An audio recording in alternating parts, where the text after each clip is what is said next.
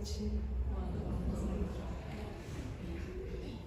Vamos iniciar fazendo a nossa oração. Primeiramente, vamos, para quem quiser fechar os olhos, aquietar nossa mente, que não é uma coisa fácil. Deixar todas as nossas dificuldades, o dia de hoje, lá fora. Tentar mantê-la simplesmente no aqui e agora, nesse momento.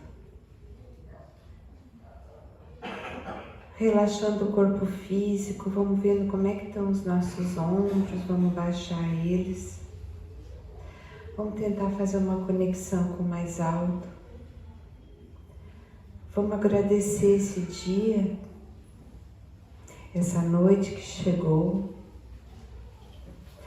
Vamos agradecer o alimento, o ar, o trabalho, a jornada de hoje, a nossa família, nossos amigos, o nosso lar. As alegrias que tivemos hoje, também as dificuldades. Vamos agradecer que podemos estar todos aqui nesse momento.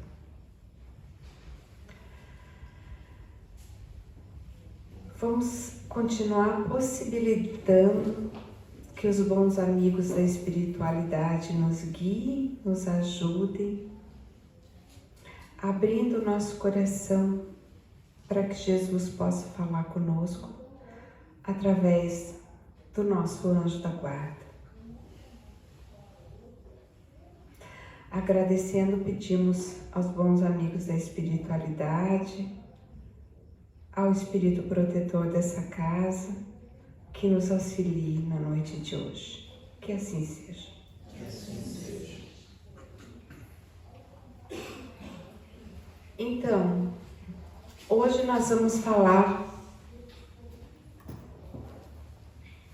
sobre este livro, O Céu e o Inferno, ou a Justiça Divina segundo o Espiritismo. Então, falar em meia hora, mais ou menos, sobre um livro desse é um desafio.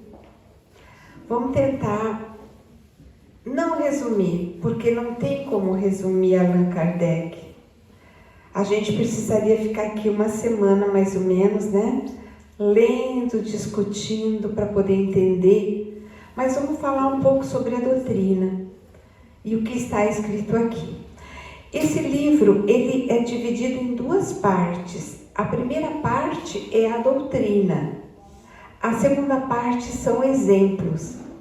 Então, daqui em diante, são tudo exemplos. Exemplos de quê? Esses exemplos, na realidade, são comunicações. Entrevistas com outro mundo, né? Na presença e no crivo de Allan Kardec surgiram muitas e muitas entrevistas com o mundo espiritual. Quer dizer, com espíritos, com seres irmãos nossos que passaram por essa terra e que já haviam desencarnado. Então, nessas entrevistas, Allan Kardec falava com eles e pedia muitas coisas e eles narravam a sua situação.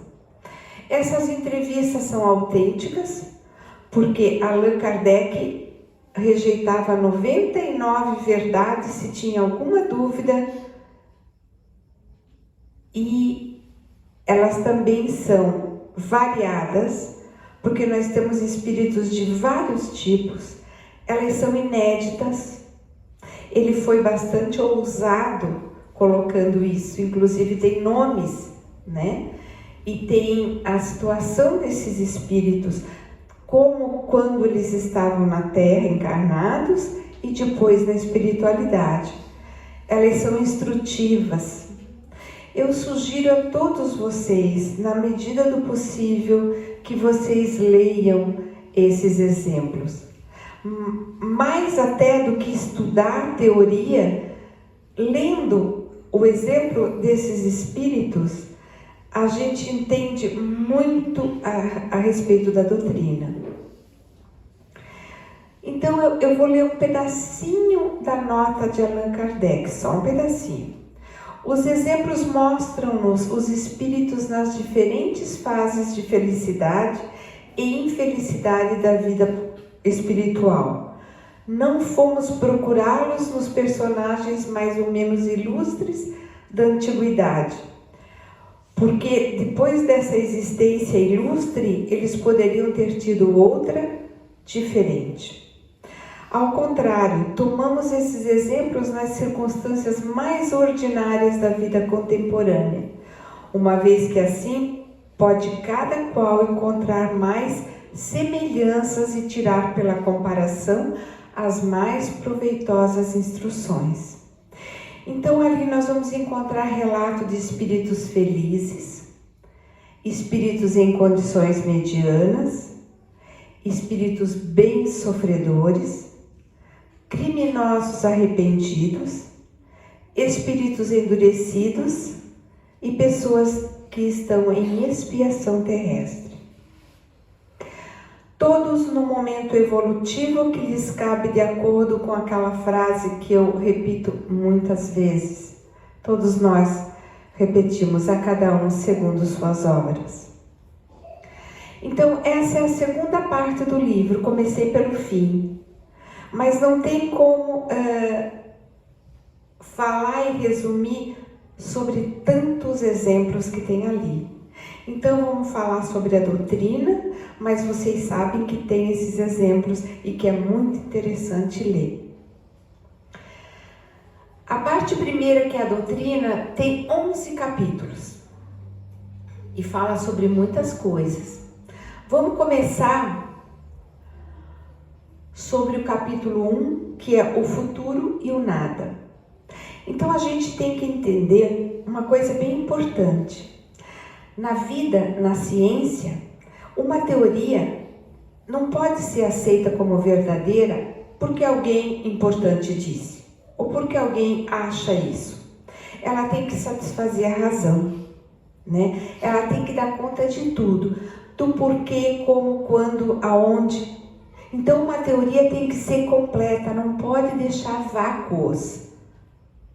Ela tem que explicar tudo. Então aí vocês vão entender que existem 3 teorias a respeito da vida. Nós temos 3 alternativas sobre o nosso futuro. A primeira alternativa é o nada. Tá aqui, morreu, enterrou, fez velório, cremou, sei lá, queimou, né? Em alguns locais é assim que fazem, e acabou. Não tem mais nada. Essa teoria não me responde nada. Essa teoria não me diz nada. Para quê, como, por quê, para onde? Qual é o motivo? Por que uns nascem de um jeito, outros nascem de outro jeito? Por que uns passam a vida assim? Por que uns ficam até os 100 e poucos anos? Por que uns morrem ao nascer? Não me responde nada. Absolutamente nada. Então eu não posso aceitá-la. Eu não posso aceitá-la. Allan Kardec também não aceitou. O Espiritismo também não aceita. Porque crê que Deus é onipotente, Deus é justo, Deus criou todas as criaturas simples e ignorantes para serem felizes e evoluírem. A segunda teoria que existe é a teoria da absorção. O que é isso? Isso significa que Deus é o todo e nós somos parte. E quando nós desencarnamos, a nossa partezinha vai para esse todo. Então vai para esse todo aquele que foi bondoso e aquele que foi criminoso. Vai para esse todo aquele que estudou muito e aquele que nunca pisou em nenhum lugar, não sabe ler e escrever. Vai para esse todo aquele que teve todas as condições materiais e aquele que não teve. Vai para esse todo mundo. E esse todo constitui Deus. Aí eu pergunto, então Deus, tá?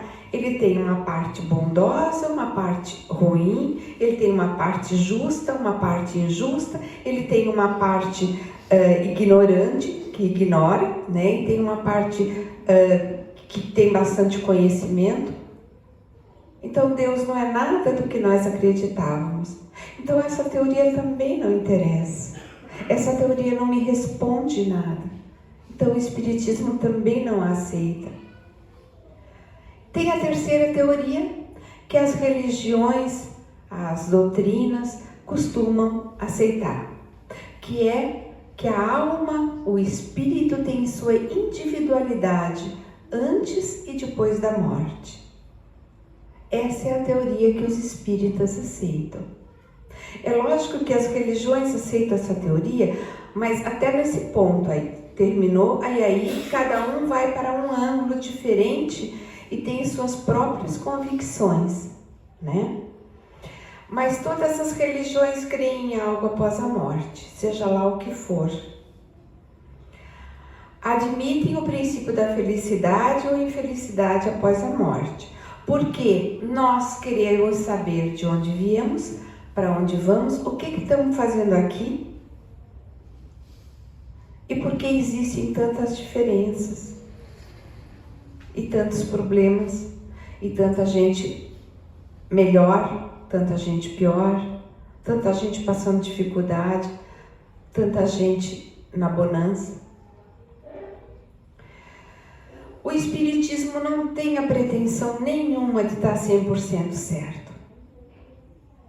Inclusive no livro está escrito que no futuro, quando todos nós estivermos mais evoluídos, a tendência de haver a unicidade, quer dizer, todos trabalhando por todos, para si e por todos, todos crendo o que é mais real, mais palpável e mais correto.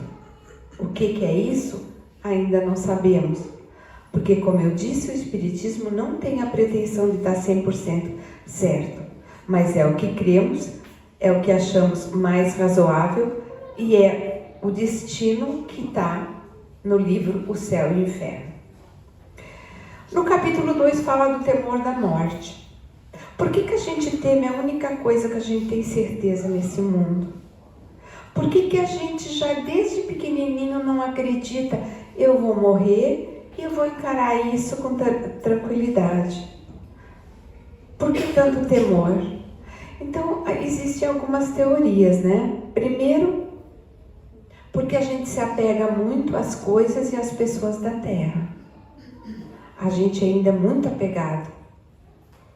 Segundo, porque também é importante a providência, a sabedoria da providência nos coloca um pouco de temor para que a gente tenha mais cuidado com a nossa própria vida.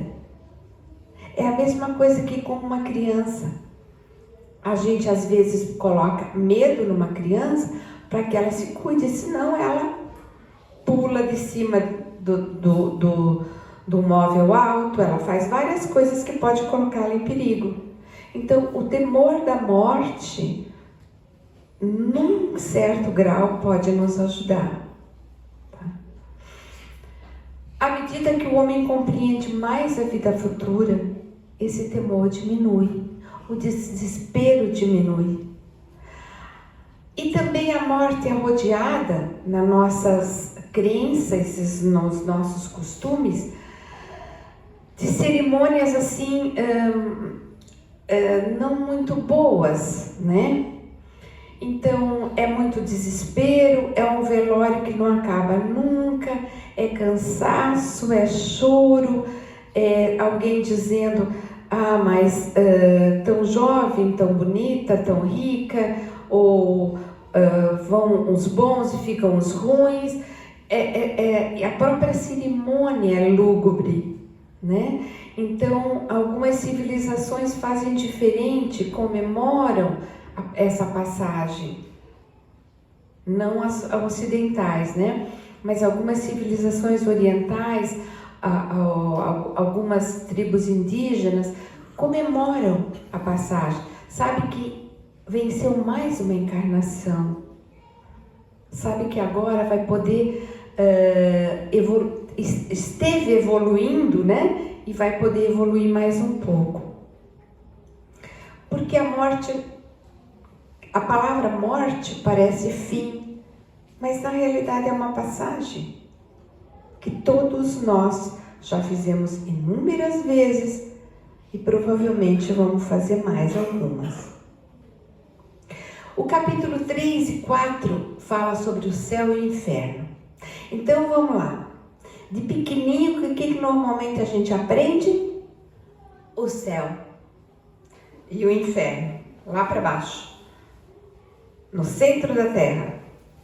Aquela coisa horrorosa, cheia de fogo, os diabinhos cutucando, um cheiro fétido, ranger de dentes. O que mais? Tem mais um monte de coisas horrorosas que a gente aprende sobre o inferno, né?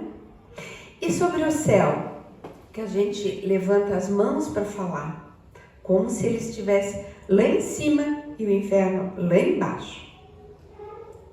Como se a gente pudesse pegar um mapa e dizer: aqui é o Brasil, aqui é a Europa, aqui é a América do Norte, então aqui é o céu, aqui é o inferno.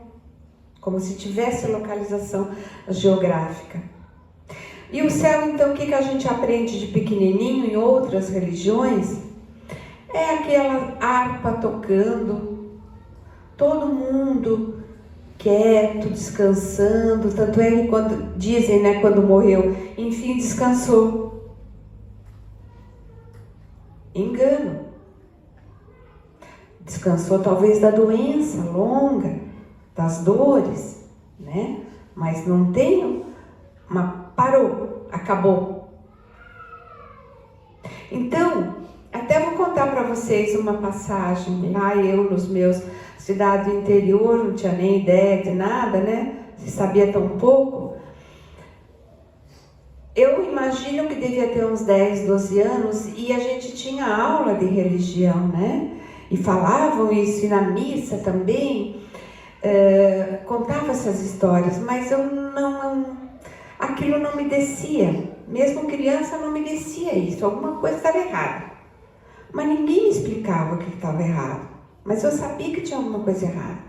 Aí um dia eu disse nós estávamos em família, e lá eu resolvo abrir a boca, né, e disse assim: olha, eu não faço mal para ninguém, então para o inferno eu não vou. Eu estava tomando essa decisão, né? Mas para o céu também não quero ir. Aí foi aquele espanto, né? Porque todo mundo queria ir para o céu. Mas por quê? Que é isso? Que heresia, alguém disse. Me lembro muito bem dessa situação. Mesmo com a minha memória ruim, eu lembro disso. Aí eu disse assim: gente, que tédio aquele céu. Ficam tocando lá uma coisa que eu não sei, não conheço ninguém lá. E o que eu vou ficar fazendo? Sempre uma criança agitada, né? O que eu vou ficar fazendo? Não quero. Eu estou escolhendo, eu vou para o purgatório e pronto. Então, fiz minha escolha.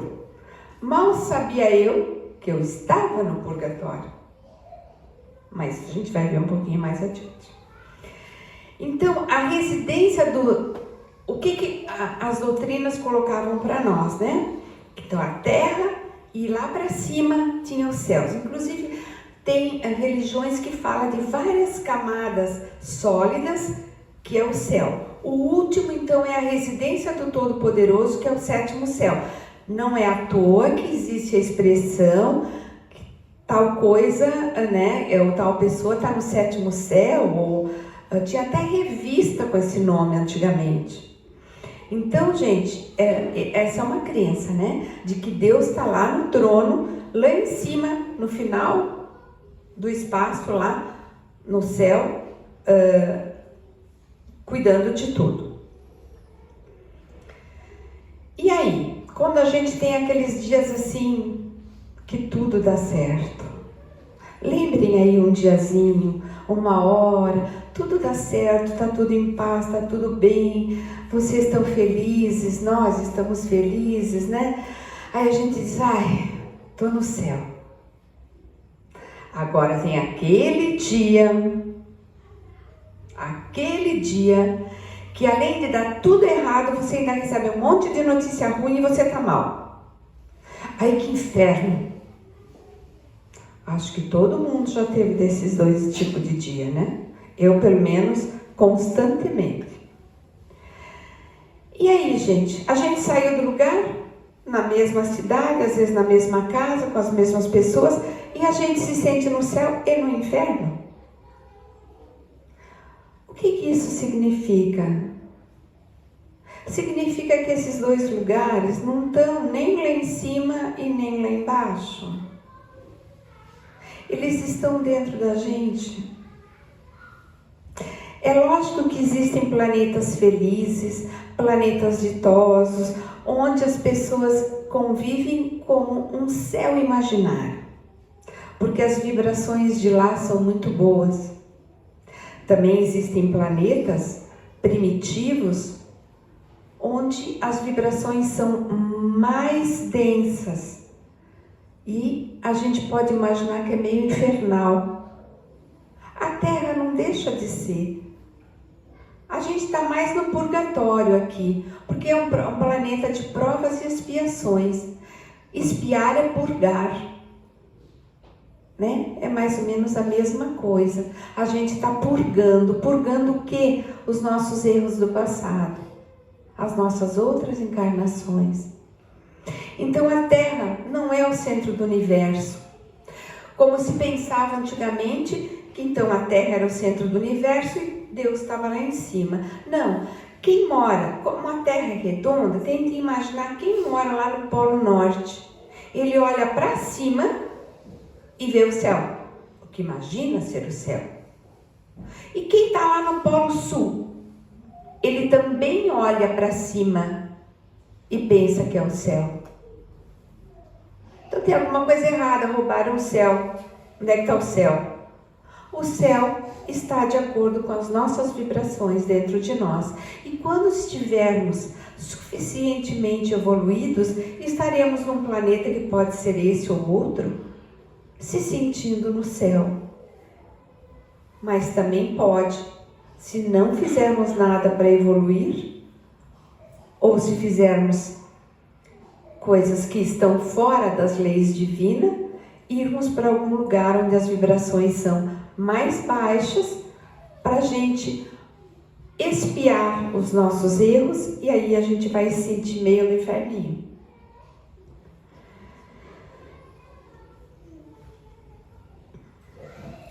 Então, ao contrário do que se pensava, como a Terra é redonda e é apenas um planetinha, é o nosso planeta, mas perante todo o resto é um planetinha pequeno, né? A gente entende as palavras de Cristo. Há muitas moradas na casa do meu Pai. E essas moradas, elas não necessariamente são iguais. Então o homem vai para a Lua e diz que não vê ninguém. Tá, agora estão com essas expedições em Marte, com as fotografias dos satélites, mas não estão vendo ninguém. É lógico, estão procurando alguém que nem a Sônia. Nós temos não só muitas moradas, mas muitas formas. A gente fala na teoria, né? Porque não está vendo isso. Mas devem existir tantas e tantas formas de vida. Ah, mas aquele planeta não deve ter nada vivo porque não tem oxigênio. Quem disse que Deus criou todas as formas vivas precisando de oxigênio? Precisando de água. Então não existe contorno nem limite, nem local exato do céu e do inferno.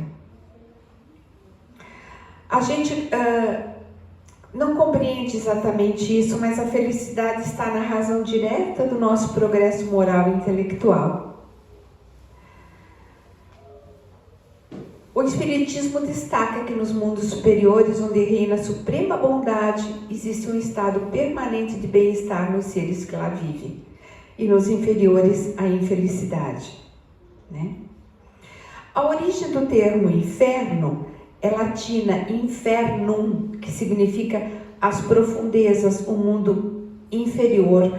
Provavelmente aí gerou a história de que o inferno era lá embaixo. Então o livro fala muito dessa beatitude contemplativa do céu e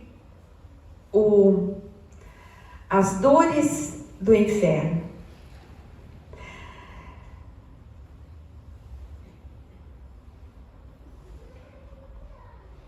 O Espiritismo crê que nas nossas reencarnações passamos o céu ou o inferno segundo nossas obras presentes e passadas, e que na erraticidade estaremos também vivendo as nossas obras. A erraticidade é o estado chamado para quem não está encarnado. Não é que fica errante daqui para lá, de lá para cá, sem... Não é isso. Pode ficar. Pode ficar. É uma escolha, né? Mas não é isso que quer dizer. Erraticidade, está na erraticidade porque não está encarnado. E o purgatório? Vamos voltar lá para o purgatório. Jesus não falou do purgatório, os antigos não falaram. A igreja cristã criou o termo purgatório no ano de 593. Porque até então existia a crença de ou está no céu ou está no inferno. E ali vai ficar, dali não sai. Aí houve uma certa necessidade de equilibrar. Afinal de contas, todas as pessoas de bem podem ter um momento de desespero e cometer algum ato ilícito, não correto aos olhos de Deus. Ilícito aos olhos dos homens e não correto aos olhos de Deus, aos olhos da justiça divina. E o que acontece? Aí vai passar o resto da vida no inferno sem nenhuma chance. Então para isso foi criado o purgatório, tá? Porque senão ou era a suprema felicidade ou eterno suplício, não tinha outra escolha. Então o purgatório é uma realidade material, não é uma ideia vaga. Os planetas de provas e expiações é mais ou menos isso. É mais ou menos essa ideia que se faz de purgatório. Então é como eu disse, quando eu escolhi o purgatório eu estava bem certa, eu já estava nele.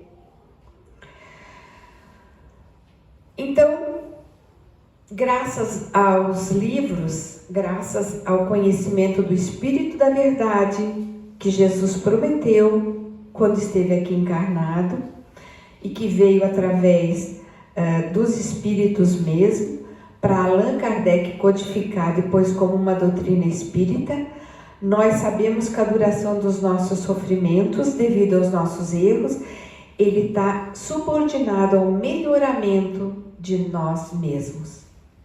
Nós temos as nossas escolhas. O Espiritismo não veio negar a penalidade, ele só veio confirmar que ela não é eterna. Todos pagaremos por aquilo que devemos, mas não para sempre.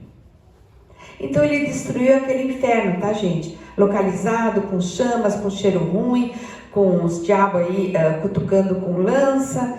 Ele veio com animais horríveis, ele veio destruir isso que nós passaríamos se crêssemos no que era dito e que ainda é por algumas religiões. Por que o Cristo não falou do purgatório? É que não existia a ideia. Tanto é que ele disse: eu ainda teria muitas coisas para vos dizer, mas vós não as compreenderíeis, eis porque vos falo em parábolas.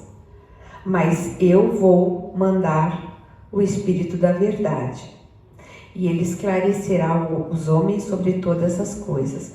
Todas as coisas possíveis de esclarecer agora, né, gente?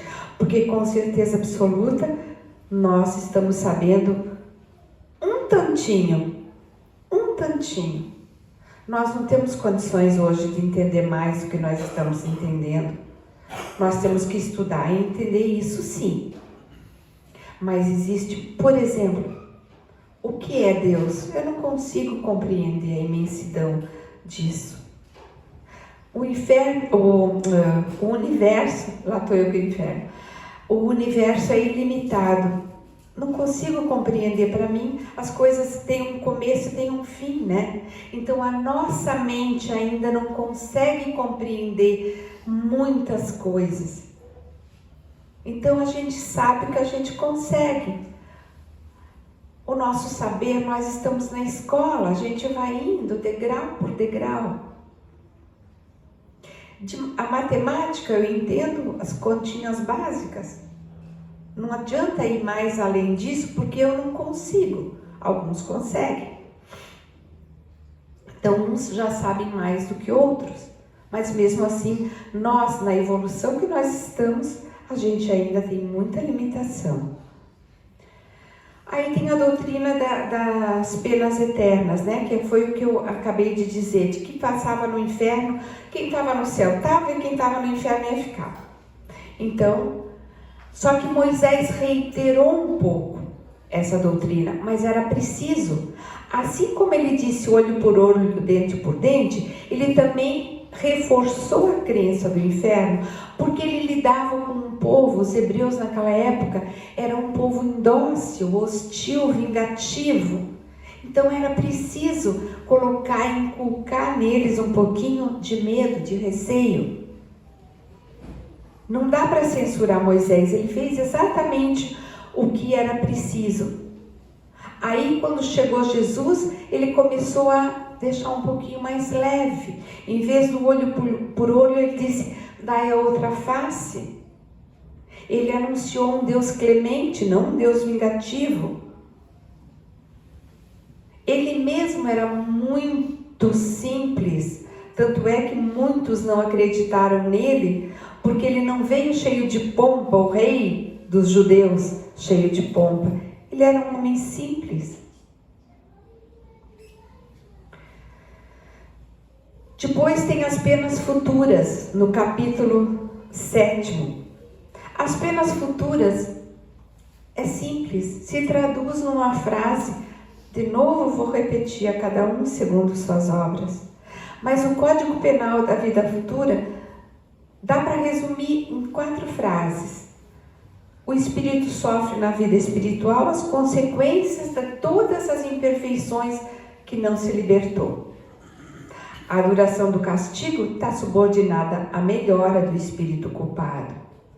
A punição sempre é a consequência natural da falta cometida. Deus é infinitamente bom e justo, nos criou para sermos felizes. E agora, vamos falar dos anjos e demônios. Outra história bem interessante, né? Como o céu e o inferno. Todas as religiões têm os seus anjos, né? Não necessariamente nesse nome. Que são seres superiores, intermediários entre Deus e nós, seres mortais.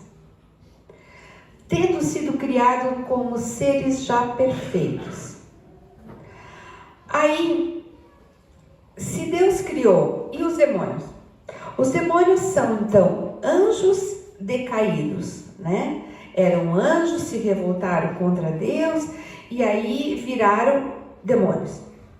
Quer dizer, é novamente a luta do bem e do mal. Aí essa teoria esbarra em quê? Vamos novamente lá no comecinho que eu falei que uma teoria, para ser aceita, ela tem que ser exatamente, tem que responder tudo que a gente precisa, né? Por que Deus criou o anjo, então? E por que os anjos se revoltaram, não se sabe.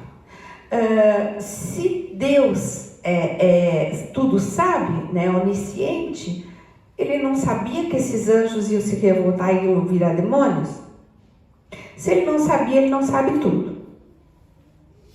Se ele sabia, ele não é justo e nem infalível. Então essa teoria, ela está meio mal contada. E assim também, por que criar uns seres superiores angélicos e criar nós assim, desse jeito, né? Que tem que passar por tudo, todas as nossas dificuldades para evoluir. Então, essa teoria o Espiritismo não aceita, porque não coloca Deus como criatura, como o Criador, desculpe, onisciente, infalível, onipotente, amoroso. Então, nem anjos nem demônios são seres à parte, gente. Eles são seres como nós, que fizeram suas escolhas. Os anjos fizeram a escolha de evoluir no bem e já estão evoluídos, já estão num patamar diferente do nosso, mas que nós vamos alcançar. Os demônios ou espíritos, eu estou usando a palavra demônio, que o espiritismo não utiliza, né?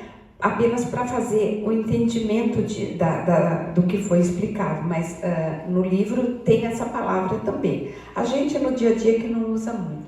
São espíritos que resolveram ir pelo caminho do mal e contra a caridade, contra as leis divinas. Não que lhes falte inteligência, mas lhes falta evolução moral. Eles ficam no mal e continuam no mal. Então, uma pessoa aqui na Terra, cheia de bondade, que tentou fazer as coisas certas, está lá praticando a sua evolução e a caridade. Ela faz a passagem e vai para o mundo espiritual.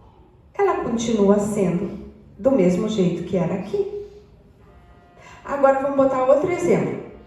Nós temos uma pessoa cheia de maldade, que continua na maldade, que aqui é um assassino, aqui rouba das pessoas, tem poder, né? E tira dos outros, enfim,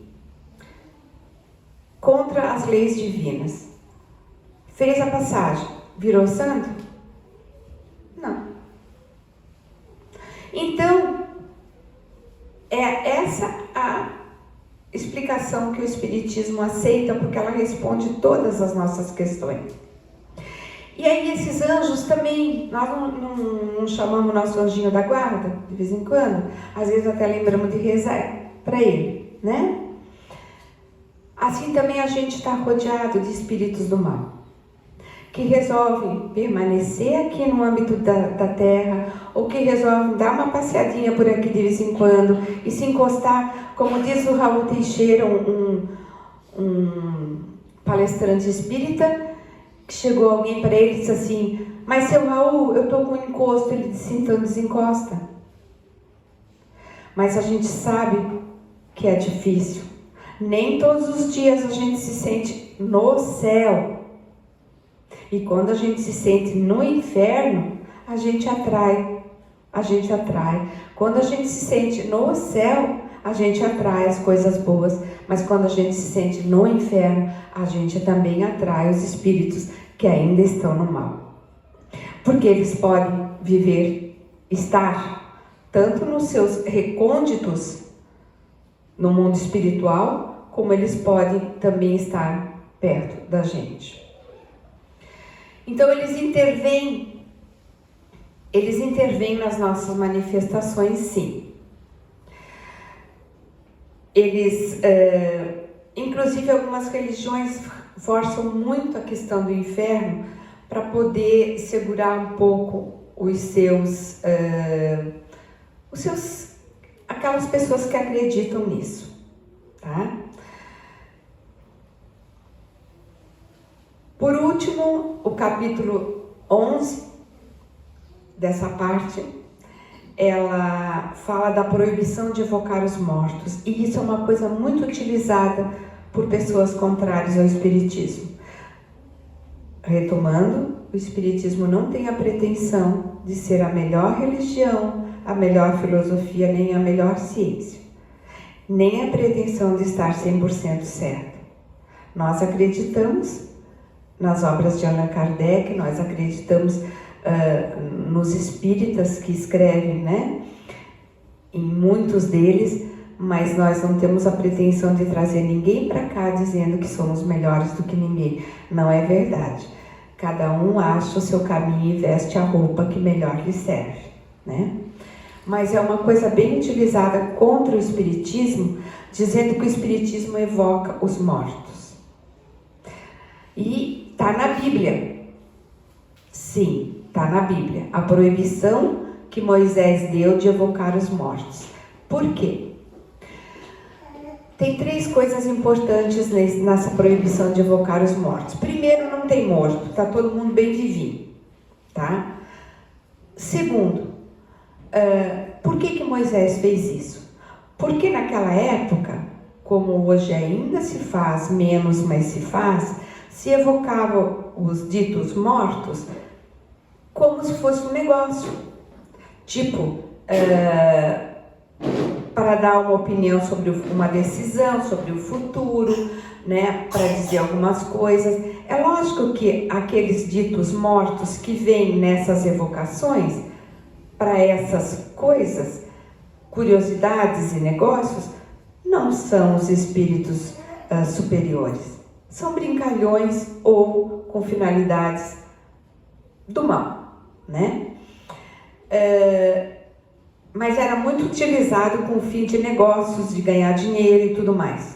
Então Moisés, assim como disse olho por olho e tantas outras coisas, com esse povo ele precisava ter rédea curta e fez essa proibição. Terceiro, o Espiritismo não evoca mortos. O Espiritismo, na casa espírita, na sessão mediúnica, sob a proteção dos seus dos espíritos superiores e desses espíritos que cuidam da casa, se coloca à disposição. Se algum espírito desencarnado, sob a proteção desses espíritos que cuidam da casa, precisar se comunicar, mas não chama, a gente sempre diz, o telefone só toca de lá para cá, não tem chamamento, né? Então é bem importante que a gente tenha esse entendimento. Então, antes de terminar, desculpa se eu adentrei uns minutinhos a mais, mas falar sobre esse livro é um desafio, como eu já disse, né? Então a gente pede que os irmãos passistas eles se reúnam para fazer sua prece, seu preparo, enquanto a gente faz a oração final.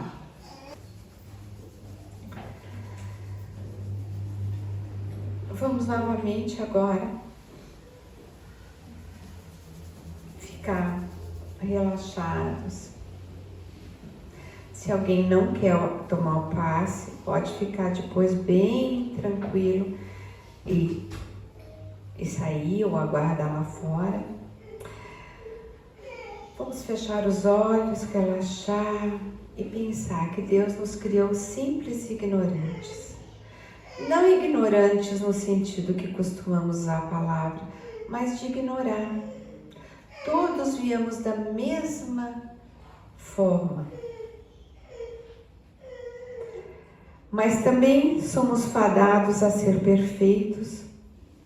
E assim como Jesus nos disse, se tivéssemos fé, faríamos o que Ele faz e muito mais.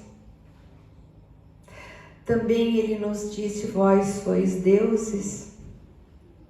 E isso nos dá a esperança de que teremos acesso aos mundos felizes, teremos acesso à felicidade, ao conhecimento, porque foi para isso que Deus nos criou. E é no caminho do bem, da caridade, do estudo e da elevação da nossa moral, da nossa melhoria diária, é que nós chegaremos lá. Cabe a nós fazermos nossa caminhada para que esse tempo seja o mais curto possível. Vamos acolher as oportunidades abençoadas e praticar as ações no sentido de elevarmos as vibrações de todo esse planeta, para que possamos atravessar esses tempos com menos dificuldade. Abençoe-nos, Pai, nessa caminhada, que possamos estar sempre abertos para Te ouvir, que possamos utilizar a nossa intuição, que é quando Teus anjos nos falam. Agradecemos ao mentor dessa casa e a todos os espíritos abnegados que nos auxiliam.